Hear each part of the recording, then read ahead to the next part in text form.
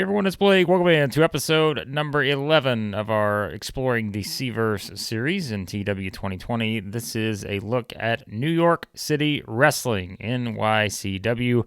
And before we get there, I appreciate you guys. Great feedback on this series thus far, the Exploring the CVerse. It seems like, as I am, I think a lot of you are having fun just kind of learning different tidbits of these companies and maybe sparking some ideas. Great to hear too. Some people have already let me know either in the comments or on Reddit that some of these videos have sparked ideas for CVerse saves, and that was kind of the point. It's just maybe give you a little background and learn some stuff about some of these companies to see if there's an idea in there you can work with to start a new save. So it's really cool to hear that. And again, be sure to check out all of the videos in this series thus far for a look at the 10 that we've done previous to this. All right, New York City Wrestling, and I'm kind of laughing because this one is a little bit different than the ones we've done to this point. The previous 10 are a bit different than NYCW here, and you'll see why here in just a second. All right, so NYCW 17th in the world, so a tiny company. The first one we've done in our Exploring the CVerse save, looking at a company that is tiny. And they have $40,000 available. So, it's not nothing, but it's not a lot. And speaking of that, I want to bring this up now. $40,000, and look, you're not exactly paying your workers all that much. Some of these guys are getting $20 a show. So, yeah, it's money is not exactly that widely available for a tiny company. But momentum, prestige, pretty low here for both, right? 24% prestige, 22% momentum with that. We did mention kind of the tiny size aspect, and so the next jump up obviously would be small. To get the 35 popularity, just like kind of we've said with some of the others, you're not that far off here. I mean, you're at a 28 right now. Obviously, you really have not any other exposure outside of this, and I'm going to point that out in a second. There's a reason why I think that's interesting. So 35% popularity or 35 popularity, you only got to jump up 7 spots to move to small. But of course, that climb, can be a tough one when you're a company that's this small. So that is kind of something to think about there with that. All right, the actual background itself. So why I said NYCW is different is because, boy, is the product different. And this is your definitely old school territory wrestling type promotion where, again, think back to the 70s and the 80s. That's what this is. Slow-paced wrestling, not a lot of sports entertainment sort of aspects or any sports entertainment aspect. Maybe a little showmanship, but that's about it. Again, time warp to 1976. So if you enjoyed, the territory days, if you enjoyed like Memphis wrestling back in the 70s, even I think Memphis wrestling in reality was a bit different than New York City wrestling here. But there are some things you can draw kind of parallels to.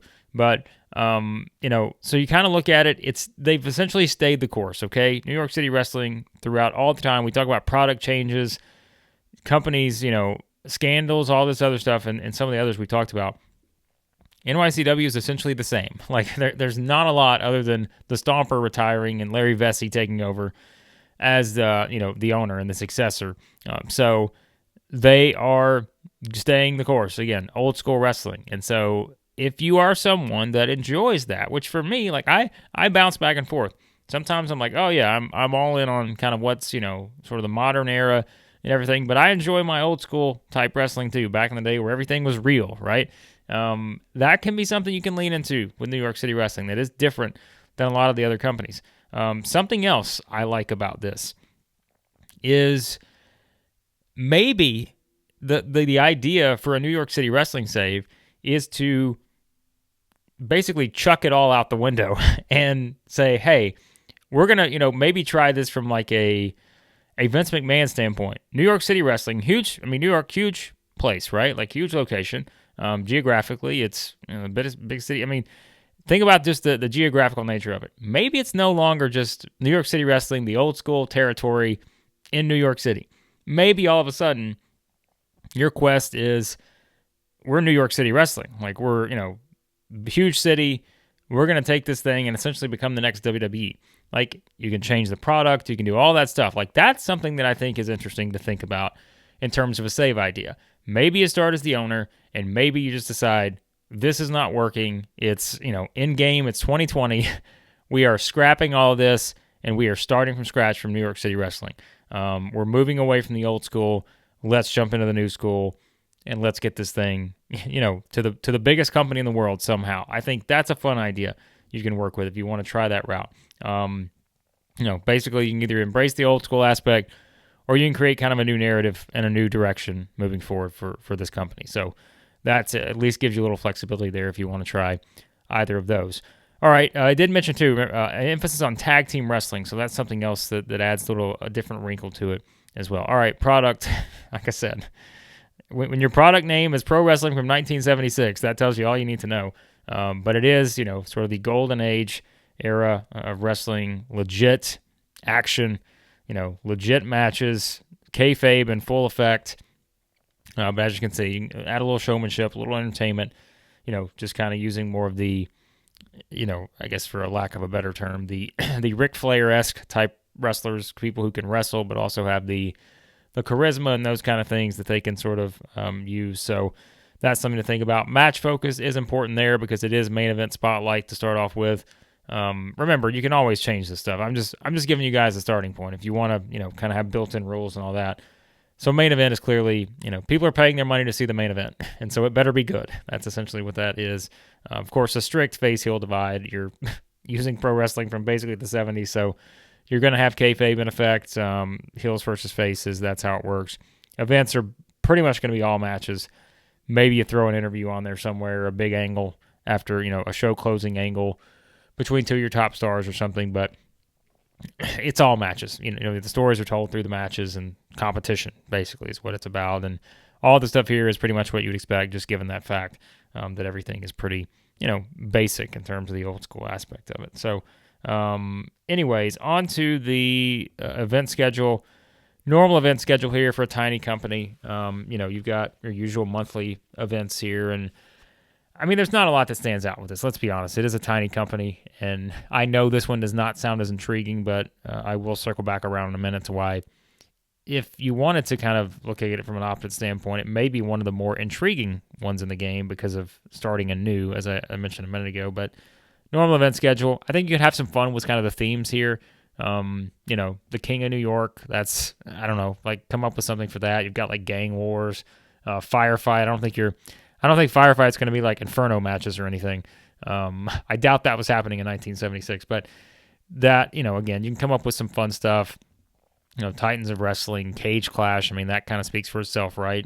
Can you build up to a huge, payoff cage match there between two of your top stars and a blood feud and all that? So, that's something you can embrace, but clearly no TV or anything for New York City Wrestling at the moment. Titles, pretty normal set of titles, although they do have the New York City Wrestling King of New York Battle Royal. So it's a 10-man Battle Royal, and it's just kind of a yearly thing, right? Someone wins the Battle Royal each year in April, so that can be part of your event scheduled for April. So you've got that built in. Then you've got the Empire title. That's the main one. Guys like Honest Frank have held it, a Hall of Famer. Roger Cage as well. Brutus is currently the Brutus Milano here, currently the Empire champion. So that's your big one. Your Tri-State Regional, that's exactly what you would think. It's a mid-card title. And then the tag team, as we said, it's a pretty, current prestige 27 for the tag team, 29 for the world title, basically. So, tag team is something you can lean into. Can you build a strong tag team division? Is that something you can build a company around? Always worth thinking about there. So not really that much different there on the titles. Backstage stuff, 99%, good stuff there. Not a lot of note, of course. It's a tiny company, so there's not a lot here. One thing you do have, if you want to kind of look at it from a roster standpoint, because as you see here, only 27 wrestlers on the roster at the moment. But you do have the inclusion in the Confederation of the Territories. So you can do talent trading with CZZW, IPW, MAW, and Ollie as well. So that's kind of fun. We've already looked at Mid-Atlantic and Ollie, so you can kind of, you can pick some of those people from there, maybe do a little talent trading. And, of course, you can always add new members, too, if that's something that pops up. We'll get to these other two in the future. But, roster-wise, obviously you're a little strapped for cash here, but you do have the talent trading possibility. And really, NYCW, like I said, it's a company that somehow has ruffled no feathers, pretty much. Great, it's a friendly attitude with Mid-Atlantic. Pittsburgh Steel Wrestling, you're not going to steal workers from each other. There's no war there. But right, you could change that. Like, if you decide to start over, you could basically hey, we're going scorched earth on everybody, and NYCW is going to become the heel all of a sudden of the wrestling industry. You can embrace that. But as for now, it's pretty clear cut. I realize this is one where we're moving through this one pretty quick, but there's not a lot that really stands out. And I don't know if that's going to excite people to have a say with NYCW unless it is using what I said of just going the opposite direction, or just willing to say, hey, I want an old school territory type feel. I just want to book matches, build up stars. I don't care about having these huge angles. I'm going to limit my angles to basically one per show, because really when the 95% split, you've really only got room for one angle. Maybe a couple short ones or whatever, but there's fun in that, I think, too. That's easy pick up and play type scenario, so it's not the worst thing. But roster-wise, I like to... Actually, let's do this first. Let's go to the creative section. So, Tennessee William here, the only one that's considered a franchise player. If we look at old Tennessee, popularity relative to the promotion is decent. Decent star quality, skills, all that. Only 30, so, hottest act in the company, basically. So, can you keep them? That's the question, right? So, you've got a couple here on the next big things. I don't know why, but this guy's photo reminds me of a young Jerry Lawler. Looks like he's got the strap here. I don't know if it goes further on this side, but Luca here reminds me of Jerry Lawler. I don't know why, but I don't think Jerry Lawler is Italian, so that's not having to do with it. But he is part of the DeMeo family stable, which we'll get to that in a second. So star quality, though, non-existent. So that's at least worth thinking about. Hawkeye Calhoun. I love these names, too. NYCW may be one of the top name promotions in terms of the roster. Hawkeye Calhoun. That's a champion right there in 1976. So if you really want to lean into the 70s, I have no doubt that there was a guy named Hawkeye Calhoun who was once a wrestler. You've also got Supermassive Destroyer here as a hot prospect. I've been looking at him when I put my notes together for this company. Good star quality, great menace.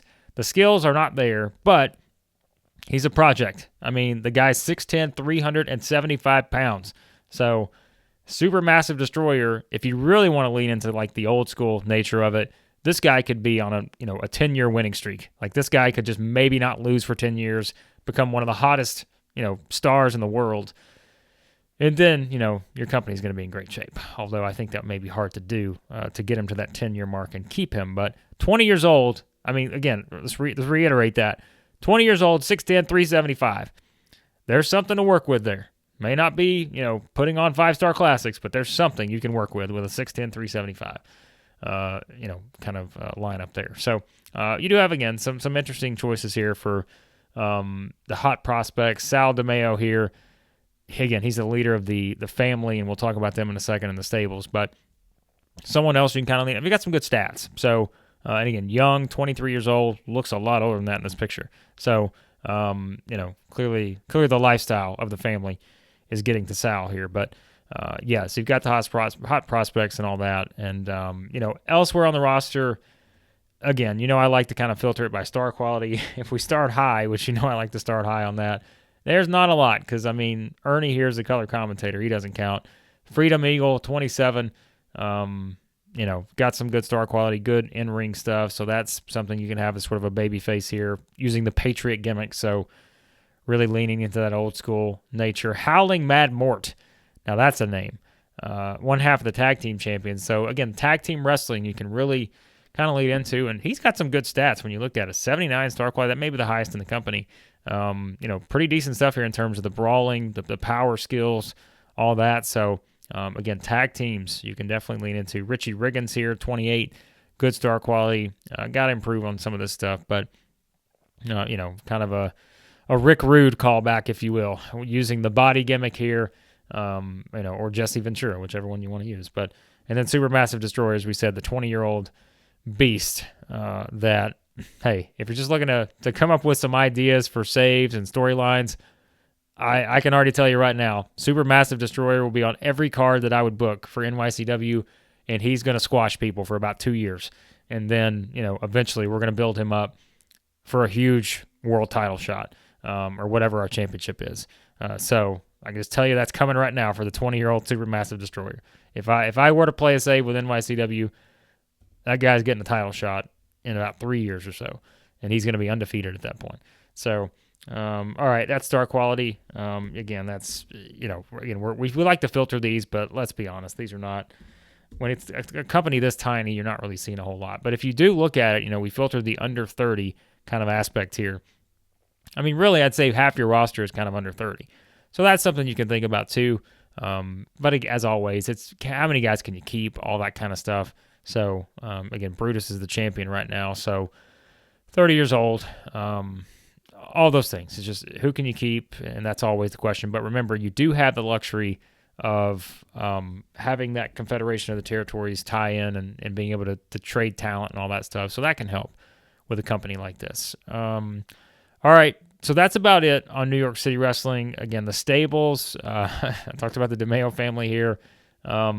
Sal's your leader, but, it's not really a major group right now. And you can see the theme here, right? Like this is mafia-driven, as you said, as we see here, references that are not subtle. So you can also lean into that too. If you want to kind of, lean into sort of the Godfather element of this promotion, you can do that. And so, I mean, at least there's some variety with New York City Wrestling, okay? I don't want to just, not go too far in the direction of saying, boy, this company is boring, because I don't think that's the case. If you like some old school aspects, if you want to kind of have a throwback save just to see what you can do, there are some fun projects, like I said, Supermassive Destroyer.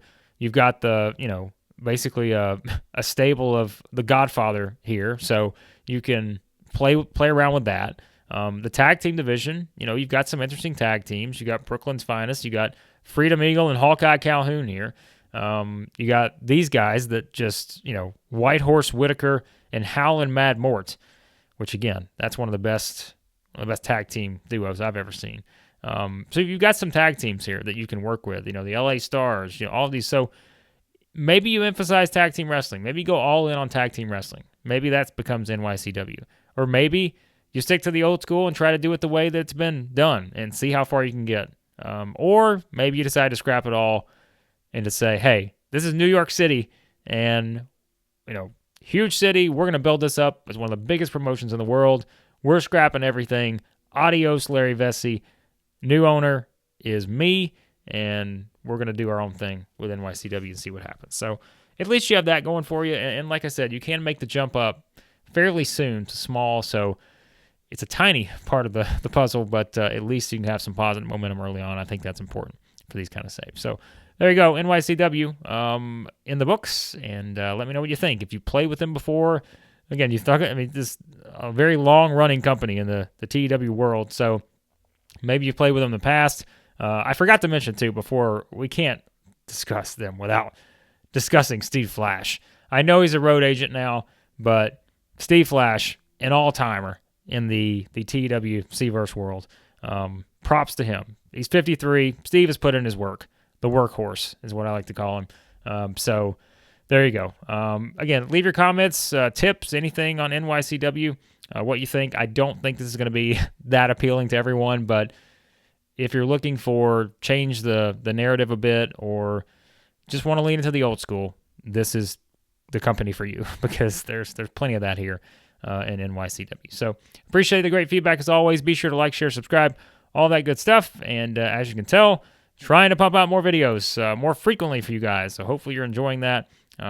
Maybe getting back in a groove a little bit here. I don't want to jinx it, but maybe starting to sort of get those creative juices flowing again when it comes to putting these videos together, and specifically in the actual creative saves, if you will, with the WWE, AEW, WCW ones, and perhaps some new ones to come as well. Trying out some new things on the channel. There'll be some videos, as I talked about, another CVerse series that I've kind of got in the works. It'll be, I don't want to say it'll be a smaller scale in terms of length of the videos. They will not be as long, but you'll see what I'm talking about when we get into those, and some other ideas I'm working with for some other stuff surrounding TEW 2020. So appreciate you guys as always, and on the next episode of our Exploring the CVerse series, it will be a look at someone else in the Confederation of the Territories as we stay in the United States and head to a company we mentioned a minute ago, CZCW, Coastal Zone Championship Wrestling.